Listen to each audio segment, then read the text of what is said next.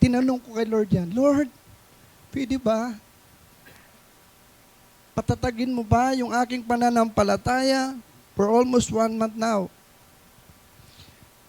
To be honest with you, I'm struggling depression.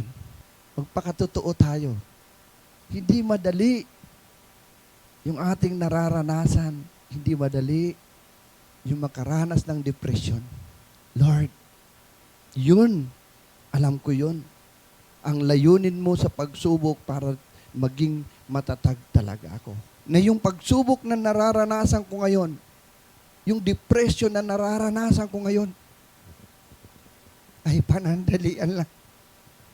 I hope and pray na itong nararanasan ko ngayon will help me grow more pagdating sa pagsubok. Diyan ka makikilala kung tunay kang mananampalataya.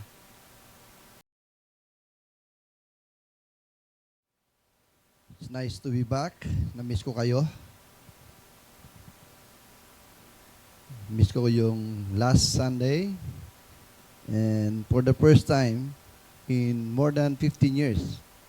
Kasi 15 years ang church, pero na-registered ang church for 15 years. Pero actually we started this church, I think, 1 year before na nare-register siya. So for 15 years, I did not celebrate Father's Day for the first time dito sa SPCF, no? Kaya nakakapanibago na hindi nyo ako nakasama sa araw ng Father's Day. At nag-celebrate kami ng Father's Day doon sa kung saan naman ako nakakilala sa Panginoon doon sa church na yon, sa Masbate Baptist Church. So Don and I enjoyed our vacation sa Masbate dahil na-reunite ko yung mga aking pinsan. For many years, hindi kami nakita-kita. Yung aking dalawang kapatid pa doon, yung isang babae at bunso namin, tsaka yung lalaki. So hindi ko sila nakita for so many years. At sa father side, nakita-kita kami at masaya, no? And we also meet some of my old friends from Masbate Baptist Church.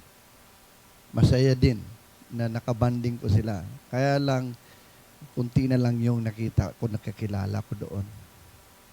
Mga bagong generation na talaga. Yung kanilang senior pastor doon ay ako yung nagdala kay Lord. Nauna na siya nagpastor kaysa sa akin. Late lang ako nagpastor. And of course, we enjoyed yung banding doon sa aming mga pamangkin, no? At sa swimming. Merong beach doon sa Masbate na napakaganda. Sa gitna ng laot ay merong buhangin. Tawag doon buntod, sandbar. At doon kami nag-swimming. So, napakaganda. Experience. Masaya.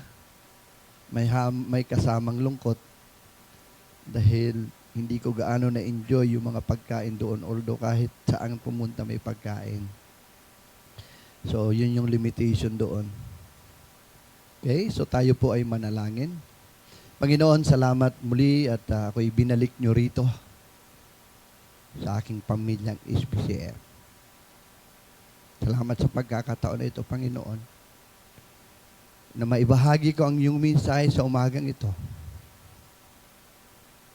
Dahil may layunin ka, maging sa sarili ko.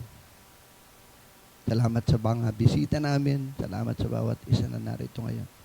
And even yung aming mga kaibigan, kapatid na nandyan nanonood through online. Abutin nyo sila, Lord. Sa pamamagitan ng mensaheng ito, nawa katagpuin nyo sila, Panginoon. Nawa ang mensaheng ito ay maging pagpapala sa lahat at maging sa akin din na magbabahagi ng iyong mensahe. Pangunahan niyo po ako. Lukobin niyo ako ng iyong banal na Espiritu, Panginoon. Give me wisdom. Give me your anointing spirit, Lord. Purihin ka, Ama. Yes, it's in Jesus' name. Amen. So, ngayong umaga, ito yung ating last Sunday sa ating team Hope that endures through every season. Nalala ko yung team na ito ay ginawa ko, I think mga last 4 months ago, 5 months ago. At hindi ko alam na sa pagtatapos ng timang ito ay akmang-akma para sa buhay ko.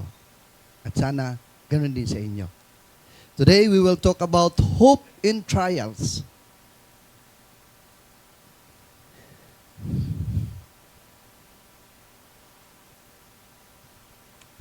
And refining our faith like gold. Pag-asa sa gitna ng pagsubok na parang gold na dumadaan sa apoy. And I'm sure all of us here have experienced one way or another trials in life. Lahat tayo nakakaranas ng pagsubok sa buhay. Some trials dumarating sa buhay natin maliit, madali. Merong malalaking pagsubok, mahirap. And sometimes, nawawalan tayo ng pag-asa. Kaya nga yung iba, naisipan nila mag-suicide dahil sa pagsubok. Nawawalan sila ng pag-asa. Kaya nga we experience depression, anxiety. And that's why for some, they think it's the end of their life. Tapusin ko na para matapos na yung problema. It's because of trials. Bagyo sa buhay na dumarating. That's why, habang ginagawa ko itong mensahe nito, sabi ko, kakayanin ko kaya, Lord, ang mensahe nito i-deliver. It is important to have the right perspective. Dapat malinaw, maunawaan natin, tama yung ating pananaw in dealing with trials. Not to lose hope.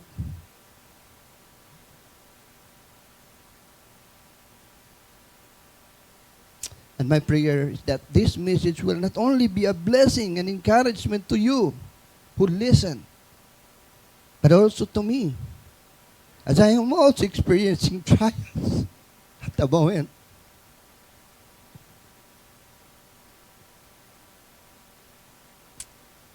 I need to control my sugar.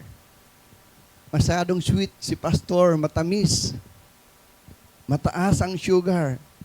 So I need to control my sugar. Otherwise, pagbalik namin ni Donna sa doktor next week, i-required na akong mag-insulin.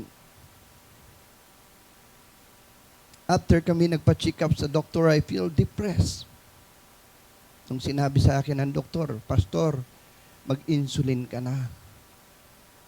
Hindi na kita bibigyan ng another dosage. Dahil may fatty liver ka. Medyo hindi na magandang kondisyon ng atay mo. So, you need to take insulin. The moment na narinig ko yun, para akong sinukluban dahil may trauma ako sa injection. Kailangan ko na daw magturok ng insulin.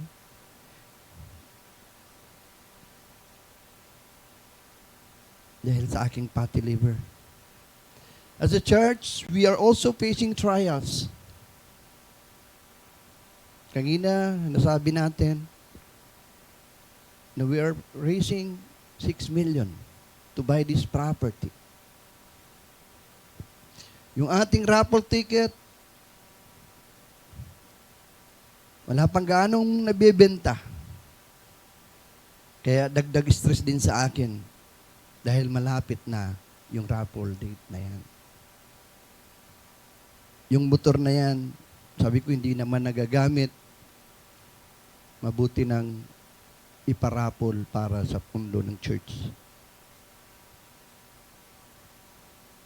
None of us enjoy trials. Meron ba ritong masaya, natutuwa pag siya ay nakakaranas ng pagsubok sa buhay? I'm sure wala. We have to be honest of ourselves. Walang masaya na tao sa oras na nakakaranas siya ng pagsubok sa buhay niya. At sabi ko nga, ang pagsubok sa buhay ay iba-iba. May maliit, may malaki, may mahirap, may madali. So none of us enjoy trials, yet the Bible calls them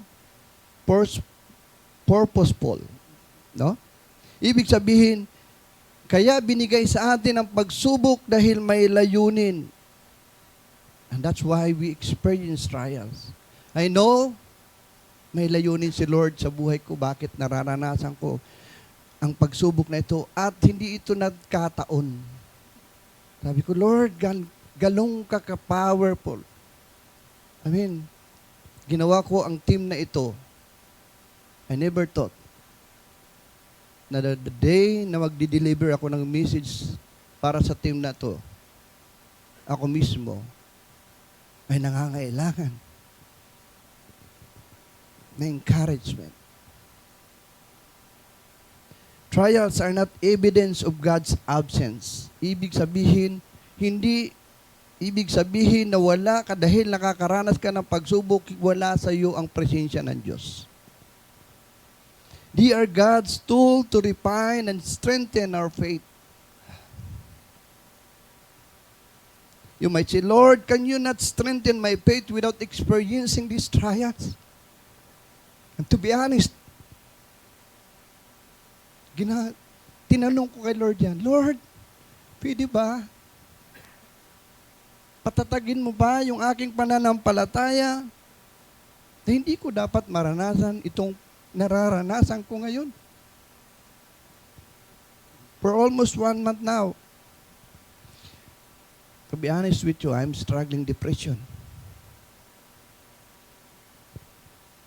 Because of these trials. Because of sinabi sa akin ng doktor na mag-i-insulin ako. Because nag-overthink ako about 6 million. Tapos marami pang mga issues na dapat i-resolve. Sabi sa 1 Peter chapter 1 verse 7, these have come so that the proven genuineness of your faith of greater worth than gold. Sabi ko, Lord, alam ko yun. Ilang beses ko na nabasa ang verse na ito. Na yung layunin mo sa pagsubok para sa akin at para sa bawat isa ay patatagin kami. Kagaya ng isang gold which perishes even refined by fire. Alam natin papaano yung gold ginagawa. Dumadaan yan sa may init na temperature ng apoy. May result in praise, glory, and honor when Jesus Christ is revealed. Lord, yun, alam ko yun. Ang layunin mo sa pagsubok para maging matatag talaga ako sa aking pananampalataya. Hindi ko po alam sa inyo, mga kapatid. Pero yun ang sinasabi ng Biblia, salita ng Panginoon. That in the end, it will glory and honor pagdating ng ating Panginoon. Sabi sa Tagalog, upang ang pagsubok sa iyong pananampalataya na lalong mahalaga kaysa ginto na nasisirang bagamat ito'y sinusubok sa pamamagitan ng apoy, ay masusumpungan sa ikapupuri at ikaluwalhati at ikararangal sa pagpapakahayag ni Jesucristo. Lahat naman tayo siguro, kung ikaw matagal na Kristiyano, alam mo yun, na ang layunin ng pagsubok ay patatagin ka. Yun yung gusto ng Diyos. Walang sino man na hindi makakaranas ng pagsubok. Even you are a Christian. Dahil hindi ipinangako ng Panginoon na when you become a Christian, yung buhay mo wala ng pagsubok. The more na meron kang bagyong mararanasan. And even kami na mga pastor, I myself, paulit-ulit yung bagyo sa buhay dahil ang layunin ng Panginoon ay lalo akong maging matatag. Lumaki ako na mahirap Sa kahirapan, ako'y matatag. Lumaki ako sa mahirap. Kaya yung kahirapan, kayang-kaya ko na yan. Pagdaanan. Ganon din ang layunin ng Panginoon. Binigay sa akin, binigay sa inyo, sa bawat isa sa atin, nakakaranas tayo ng pagsubok dahil ang plano ng Diyos sa Kanya sumampalataya at maging matatag ang pananampalataya. Ngayong umaga, pag-aaralan natin 4 na katotohanan, 4 biblical truths about trials. Kasi kung hindi natin naunawaan, talagang struggle tayo. Even myself, I have to admit, na kahit naunawaan ko na nga, nag-i-struggle pa rin ako. 4 biblical truths about trials. Number 1, trials are inevitable. Ibig sabihin, hindi mo maiiwasan yan.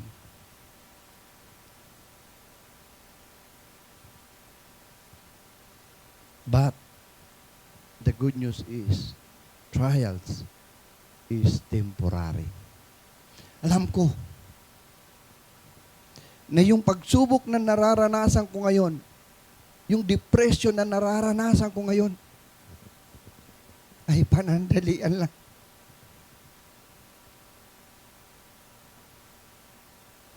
Yung sandali, hindi ko alam kung kailan. But God's Word said, trials are inevitable. Hindi natin maiwasan. But the good news is, temporary lang yung pagsubok na yan. So, meron tayong pag-asa. Sabi sa 1 Peter chapter 1 verse 7, upang ang pagsubok sa iyong pananampalataya. Ito ba yun? O bumalik lang tayo? Yan. 1 Peter 1:6, in all this, you greatly rejoice through now for a little while. You may have had to suffer grief in all kinds of trials. Gusto ko basahin ito sa Tagalog para lalo natin maunawaan. 1 Peter chapter 1 verse 6. Mas maganda, umpisa ko. Ito'y dapat ninyong ikagalak. Kahit na maaring magdanas muna kayo ng iba't ibang pagsubok sa loob ng maikling panahon. Ang gintong nasisira ay pinaparaan sa apoy upang malaman kung talagang dalisay. Gayon din naman ang inyong pananampalataya na higit na mahalaga kaysa ginto at pinaparaan sa pagsubok upang malaman kung ito'y talagang tapat. Sa gayoy pupurihin ka. Papupurihan, dadakilain at pararangalan sa araw na mahayag si Kristo Jesus. Yes. Trials is hindi natin maiiwasan. Ayaw mo sa gusto. Hindi mo maiiwasan yan. Iba-iba. Maaari, pag subok sa inyo nararanasan, yung kulang lang pambayad sa Meralco. Di ba? Para sa iba, malaki na yon. Para sa iba naman, barya-barya lang yan. Yung ibang pagsubok ay relasyon. No? Yung relationship. Maaari mag-asawa, nag-aaway, mga anak, magulang, kaibigan, ka-church. Pagsubok din yan. So iba-iba ang mukha ng pagsubok na ating nararanasan. At hindi natin maiiwasan yan. Kahit gaano ka kasabihin mo sarili mo, matured Christian ako. Kahit sabihin mo, gaano ka ka-righteous sa tingin mo, you will experience trials. But the good news, sabi niya, now for a little while. You may have had to suffer grief in all kinds of trials. Iba-iba klase. So makita natin dito, we will experience various trials in many kinds. Hindi lang isang klase. And they are part of life in this broken world. Bahagi yan ng ating buhay dito sa sanlibutan. Kung ayaw mo ng problema, ayaw mo ng pagsubok, sabi ko nga noon pa, 2 lang yung pupuntahan mo. Sa Mandaluyong sa loob. Or sa loob ng Holy Cross Memorial Park. Wala kang choice. We will experience various trials in many kinds. Dahil parte ng buhay natin yan. Pangalawa, our trials are for a little while, temporary lang, compared to eternity. No? Even if may diabetes, ay lifetime, hanggang kunin ako ni Lord, hindi niya tanggalin sa akin ito. Maiksi pa rin yun. Compared to eternity. Ang pagsubok na nararanasan natin ngayon ay maiksi lang. Makita din natin, we can still rejoice in trials. Napakahirap sa akin, to be honest with you, humarap sa inyo ngayon. Kasi almost 1 month na. Na-witness yan ng aking pamilya. Na-witness yan ng ilan sa inyo dito na mga young people. Kahit nagda-drive ako, nagsha-shower ako, nasa toilet ako, bigla na lang akong humahagulol. So how can you say, rejoice? We can still rejoice in trials. Not because of pain, but because of God's purpose. Yun na lang ang tinitignan ko. Yun na lang yung compliment. Lord, thank you.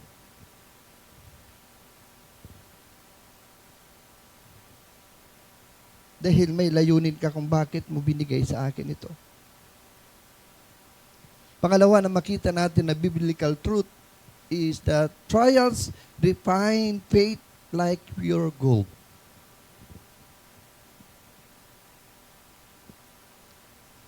These have come so that the proving of genuineness of your faith of greater worth than gold, which perishes even though refined by fire. Yung mga mahilig sa alahas dyan, yung gold,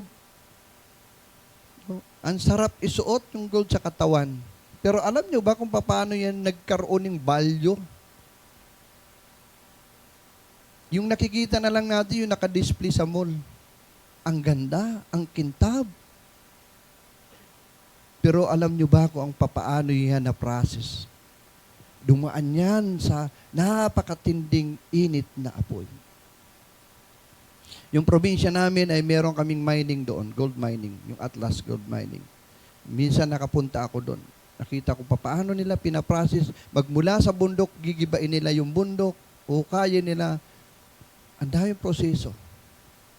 At dadaan yan doon sa napakainit na oven. Paglabas niya, ang ganda na. No? Sabi rito, this counts so that the proving of genuineness of your faith, of greater worth than gold, which perishes even though refined by fire. Yung gold na yan, mawawalan din ng value yan. May result in praise, glory, and honor when Jesus Christ revealed. So yun ang layunin ng Panginoon. God is heated, gold is heated to burn away impurities. Fire doesn't not destroy it, but it makes it more valuable. Yung gold na yan, dumadaan sa matinding init ng apoy para yung mga impurities, yung mga dumi na nakasama, ay mawala. In the same way, sabi ng ating passage, yung pagsubok na ating nararanasan, tayo ay dumadaan sa apoy.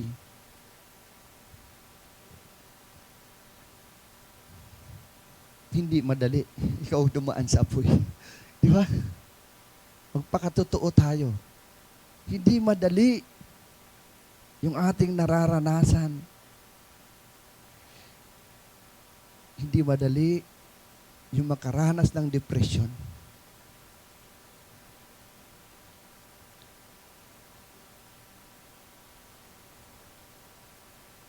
Last week, umattend ako ng conference at isang speaker, sinabi niya, yung topic niya is about mental health. Kumbaga, nakita ko yung Lord, paano unti-unti niya na nilalagay doon ako doon sa sitwasyon na. Ito, struggle ako, naka-attend ako ng conference at ang topic ay health, ay yung mental health. At yung doktora, yung psychologist, present niya lahat na symptoms of depression. As I was listening to her, umiiyak ako. Kasi nakikita ko lahat na points doon, naka-bullet point yung symptoms of depression sa akin. Kaya, right after na nag-speak siya, nilapitan ko, nagpakilala ko. Sabi ko, nagpasalamat ako sa kanya. At sinamin ko, sabi ko, lahat ng binigay mo, nakikita ko sa sarili ko, and I need help. So, punta kami sa isang corner, kinounsel niya ako. So, kahit sa maliliit na bagay, nakita ko how God work to comfort me. Faith is more precious than gold,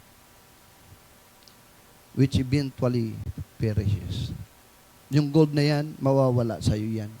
Isanla mo yan pag wala ka ng pambayad sa kuryente, sa bahay, tuition, pwede mo isanla. Kaya yung iba bumibili na maraming gold for investment daw. Once na sinanla mo yan, binenta mo yan, mawawala sa iyo yan.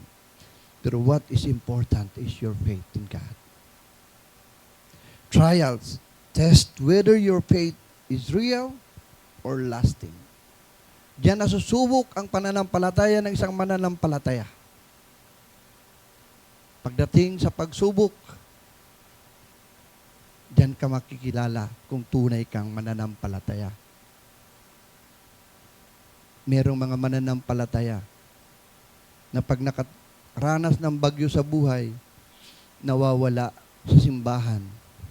Nawawala na yung pagkakristyano. Bakit? Lumalayo sa Panginoon. Dahil mali ang perspective niya. Akala niya, dahil nakaranas siya ng pagsubok, pinarurusahan siya ng Panginoon. No. Iba ang purpose ng Lord why we experience trials. To test whether our faith is real and lasting. Kumusta yung pananampalataya mo? Sa mga times na nakakaranas ka ng trial sa buhay mo, bumibitaw ka ba sa Panginoon? Nawawala ka sa gawain? Refined faith brings glory and prepares us for His return. Yung pananampalataya na dumanas ng katakot-takot na pagsubok, that faith will bring glory to God. At tinahanda tayo sa ating pagharap sa ating Panginoon. Point number 3 na gusto ko ibahagi sa inyo. Biblical truth about trials. Number 1, inevitable but temporary. Trials refine our faith. Kagaya ng pure gold, trials produce spiritual growth and hope. Kaya nga lang, minsan, sa sobra, sa tindi ng kanyang nararanasan na pagsubok, instead na tayo ay mag-grow, instead na tayo ay magtiwala sa Panginoon, nanghihina tayo. And I have to admit, kaya ako, hirap na hirap i-share ang salita ng Diyos sa umagang ito. Because I have to admit, tao lang ako, kagaya nyo. Nangihina, nadi-discourage, nasasaktan. Meron din tayong emosyon. But trials produce spiritual growth and hope. And I hope itong trials na aking personal experience ngayon, yung journey ko ngayon, will help me grow more sa aking Christian life. At lalo ako magtiwala sa Panginoon. Sabi sa Romans 5:3-4, not only so, but we also glory in our suffering, because we know that suffering produces perseverance. Perseverance, character, and character, hope. So sabi ni Apostle Paul, na ang ating pag nararanasan na suffering will produce perseverance. Magiging matatag tayo. Madidevelop yung ating character at yung ating pag-asa. Kaya nga, pag-usapan natin kahirapan sa buhay, financial, sanay ako dyan. Nag-persevere ako because I grew up sa ganyang sitwasyon. Kahit anong hirap, kaya ko. Dahil na-develop yung karakter ko sa ganyang sitwasyon. Ganon din sa atin lahat na nararanasan pagsubok ngayon. Suffering build perseverance. The strength to keep us going.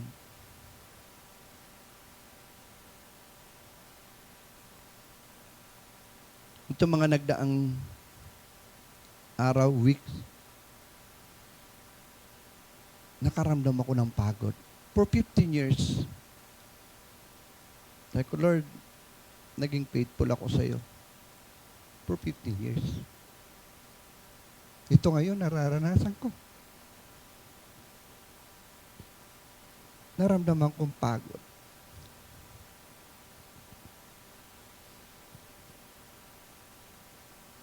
Pero isip ko, kung magbibitiw ako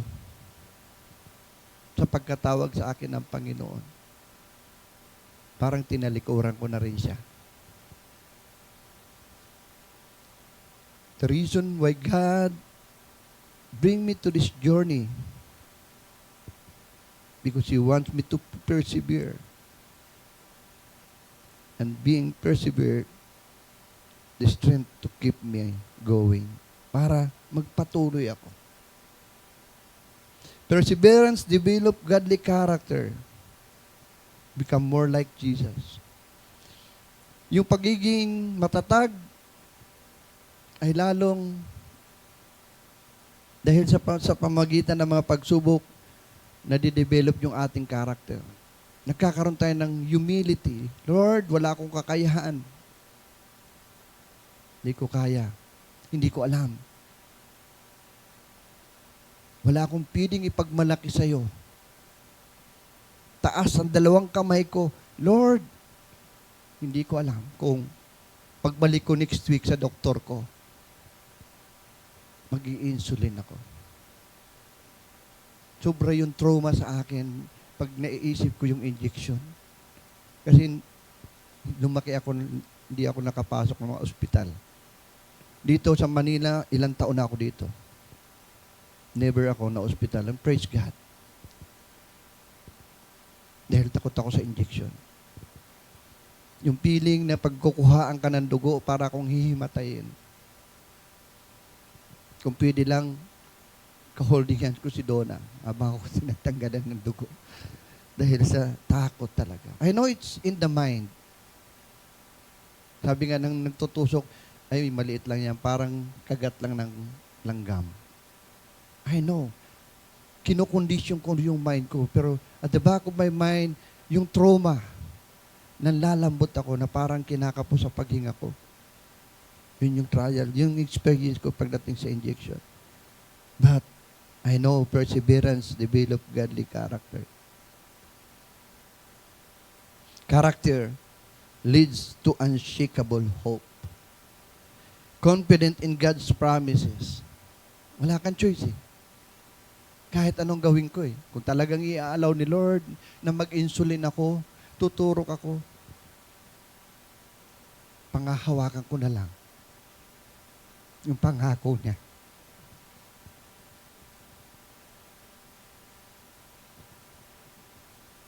Character leads to unshakable hope. Wala kang ibang asahan kundi ang Panginoon. Kita natin pang-apat na biblical truth about trials. trials are a call to joy and maturity. Andiyan na naman, Lord, call to joy, magalak. Sabi ko nga, ginagawa ko yung sermon na to para akong plastic. Alam mo yung plastic, hindi katapat. How can I encourage you and everyone, even yung nandyan mga kaibigan natin watching sa video, how can I encourage you to rejoice in trials? Na nakikita nyo umiiyak si pastor habang nagpipreach. Di ba parang kaplastikan pastor? Do yung iba sa inyo, maari. Wala nang tiwala sa akin.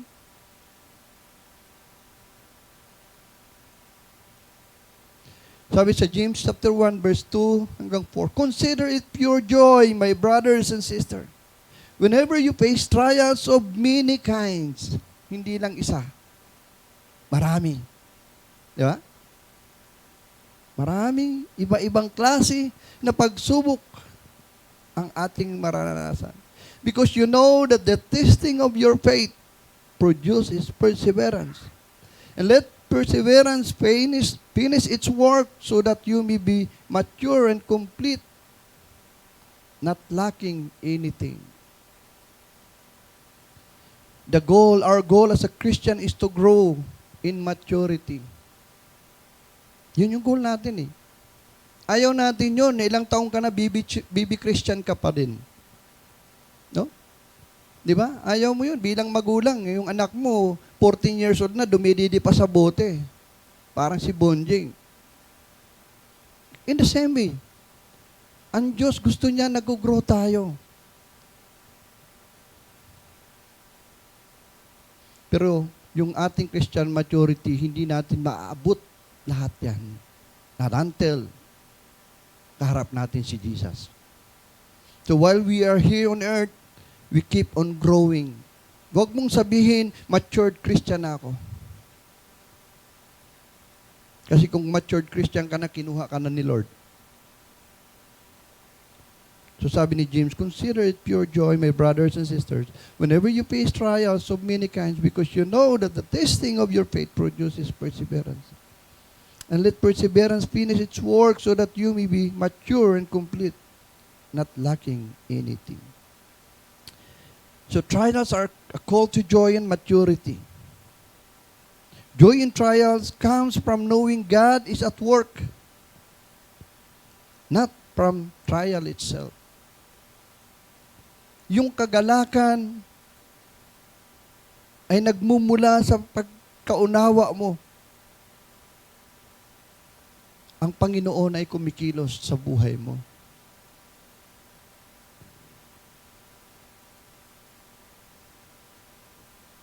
That's where joy comes from.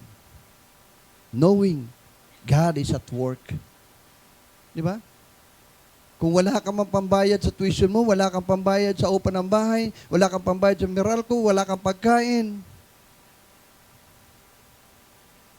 Pero naniniwala ka, nananampalataya ka sa Panginoon na yan ay pagsubok lang sa'yo. At siya hayaan mong kumilos para sa'yo. Sabi ng kaibigan ko, yung best friend ko na pastor doon sa probinsya, na-share ko sa kanya yung aking journey ngayon. Yung perspective niya, sabi niya, Pastor, wag mo masyado problemahin lahat yan. Sabi ni Donna, naka-destined naman tayo. No? Kung kailan tayo mamamatay, hindi lang natin alam kung kailan. Hayaan mo. Well, it's a comforting word. Pero mahirap. Mahirap. Ilang beses ko naririnig yung mga ganyan. Pero when you are in the midst of trials, pag ikaw nandyan sa gitna ng bagyo ng unos sa buhay mo, manlulupay-pay ka. And I'm glad na nandyan yung aking asawa, nandyan yung aking mga anak. Tinatago ko to sa kanila. Pero hindi ko na makontrol. Tinatago ko to sa mga youth na kahapon kasama ko. Pero hindi ko makontrol. I was driving, humahagulol ako, nakita nila. Hirap. Trials will result to spiritual maturity and completeness and boldness in God. Magpakatotoo tayo. Ang pagsubok hindi madali. Pero kung tama yung ating pananaw na ang Diyos kumikilos para sa atin, mapapagaan yung ating journey. Sabi ko nga, sana yung insulin, inumin ko na lang eh. Laklaking ko na lang. Walang problema sa akin. Pero pag na-imagine ko lang yung turok ng karayon, hindi ko alam. Pero God's word comforted me. Na He works for me. Alam ni Lord. Alam niya nga eh, na yung team na ito, last sermon ng team na ito, ako magpipreach. Sa Kanya binigay ito sa akin. Hindi ko alam yun. I never thought, nang ginawa ko ang team na ito, about 4 or 5 months ago, na ako pala, magmiminsahe patungkol dito in the midst of trials. Mga kapatid, anong conclusion natin dito? Ito yung nilagay ko dyan. Trials are temporary. Kung kailan, hanggang kailan, di ko alam. Temporary pa rin. Compared to eternity. Kung pagalingin ako ni Lord, bago niya ako kunin, praise God. Pero kung kunin niya ako na meron pa rin akong high sugar, wala akong magagawa. Temporary pa rin ito. I know na sa pangalawang buhay ay babaguhin yung katawan ko, wala ng diabetes. Wala ng fatty liver. Wala ng prostate enlargement. Wala ng severe bradycardia, sakit sa puso. Wala ng high blood. And that's the good news for us. That's our hope in the future. Kung kailan, di natin alam. Because trials are temporary. It refines our faith like gold. And it develops character and hope which will lead to maturity. I hope and pray na itong nararanasan ko ngayon will help me grow more. Maging wiser even sa aking mga desisyon. Maging wise even sa aking diet.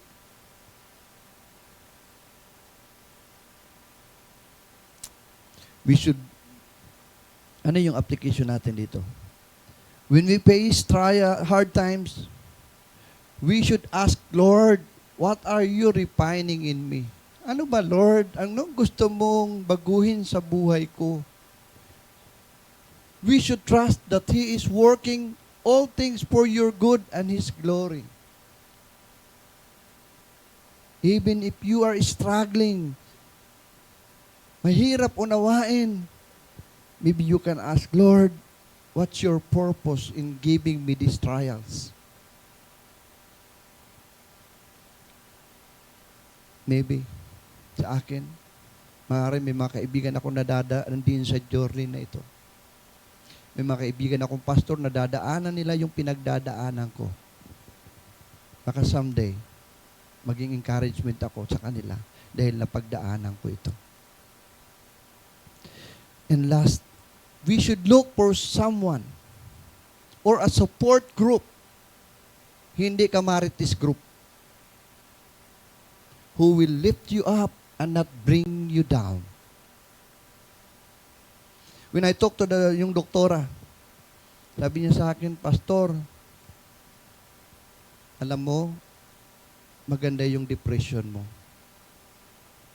Because you never attempt na mag-suicide. Sabi niya, at least ikaw, pastor, marami kang miyembro. May pamilya ka na makakaunawa sa'yo, makakatulong sa'yo. Because very important yung support group sa taong merong depression. Kaya, pag ikaw nakakaranas ng pagsubok, kailangan natin ang bawat isa. Kailangan natin ang bawat isa. Layuan natin yung mga tao na lalong magdidiin sa iyo doon sa pinagdadaanan mo. Iwasan natin yung mga tao na lalong magpapadagdag sa hirap sa iyo. But we should ask the Lord, bakit binigay sa iyo ito? Tayo manalangin. Ama, nagpapasalamat kami. Salamat, Panginoon, maging sa mga pagsubok na aming nararanasan. Minsan mahirap, nawawalan na kami ng pag-asa. Salamat, Panginoon, sa iyong mga salita na ang pagsubok na ito ay panandalian lang. Hindi magtatagal. Ang pagsubok na ito ay binigay niyo sa amin dahil may layunin ka sa buhay namin to help us grow at lalong buong pusong magtiwala sa iyo, Panginoon. Lord, we pray sa bawat isa na nakakaranas ngayon ng pagsubok sa buhay, anumang pagsubok sa buhay na nararanasan nila, either financial, emotional, spiritual, yung kanilang health condition, Lord, I pray that you give them comfort. Even myself, Father God, dalahin ko, Panginoon, na sa pamagitan ng mga nararanasan ko ngayon, ay lalo akong maging matatag sa pananampalataya sa iyo. Dahil ito yung layunin niyo sa amin. Salamat po, Ama. Nagkakatiwala namin sa iyo ang lahat na ito, Panginoon, na ikayo ang kumilo sa buhay ng bawat isa na nakakaranas ng pagsubok. Dahil, in the end, kayo ang mag-glorify, Panginoon, sa buhay namin. Purihin ka po, Panginoon. We ask this in Jesus' mighty name. Amen. Amen.